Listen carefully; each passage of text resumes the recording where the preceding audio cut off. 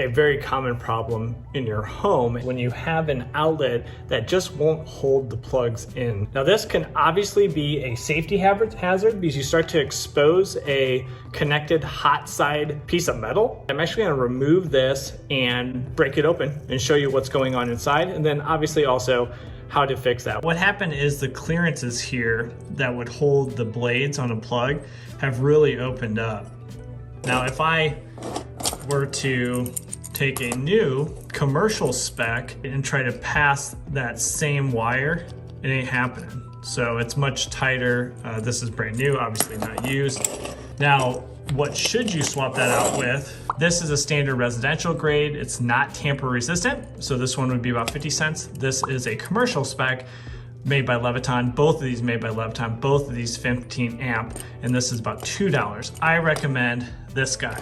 Now in your area to the code, you're most likely gonna need tamper resistant. Pretty much everywhere now you need tamper resistant where you're not able to introduce any sort of object to one side where somebody could get shocked. You have to apply to both sides for that to open up.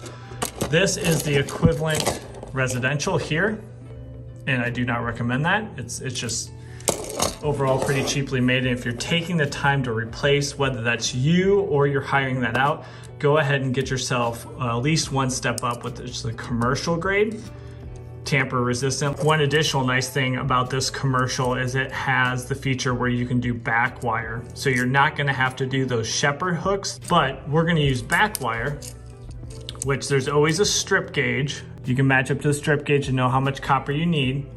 And then you can pass that right straight in and then screw that down, and that plate is gonna hold that in place. Remember, gold for hot, silver for neutral.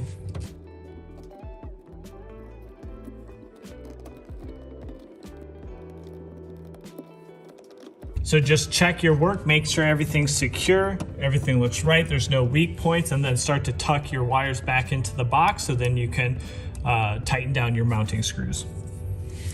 So the power is back on, so we'll do a quick check with our outlets tester, both on the bottom. Looks good.